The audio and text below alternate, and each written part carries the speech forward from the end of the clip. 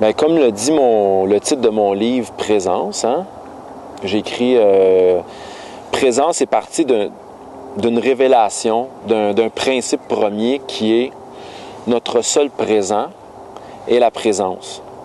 On peut interpréter, un philosophe montréalais m'a déjà dit que cette pensée-là, notre seul présent est la présence, est un paralogisme, c'est-à-dire une erreur de raisonnement. Mais je ne le vois pas ainsi, je le vois dans un sens plus riche.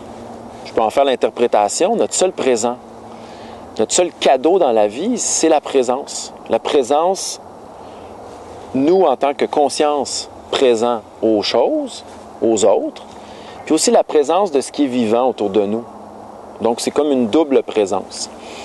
Puis ce flash, cette pensée-là m'est venue en flash, puis j'ai décidé d'écrire ce livre à partir de ça.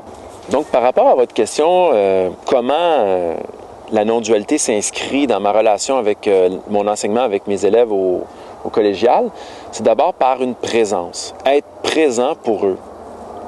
D'abord, être présent à soi, avant d'être présent pour eux.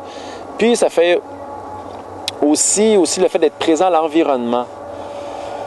Je ne peux pas enseigner à mes élèves s'ils ne sont pas attentifs, mais c'est aussi ma tâche de faire en sorte qu'ils soient attentifs.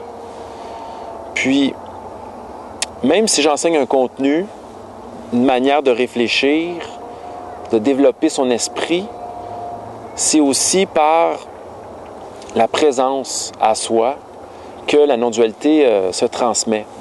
Mais aussi au niveau pratique, c'est par les prises de conscience. Toute forme de prise de conscience qu'un élève peut faire durant le cours est vraiment quelque chose d'important pour moi. Les prises de conscience, c'est un peu les fruits de la non-dualité. C'est un peu les fruits de la présence.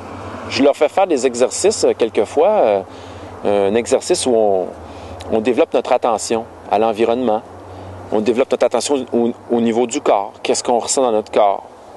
Au niveau de nos pensées, est-ce qu'il y a des pensées qui surgissent? Je leur fais faire des petits exercices comme ça de temps en temps pour qu'ils prennent conscience, grâce à leur conscience, de ce qui se passe en eux, à l'extérieur d'eux, puis au niveau émotionnel, au niveau physique.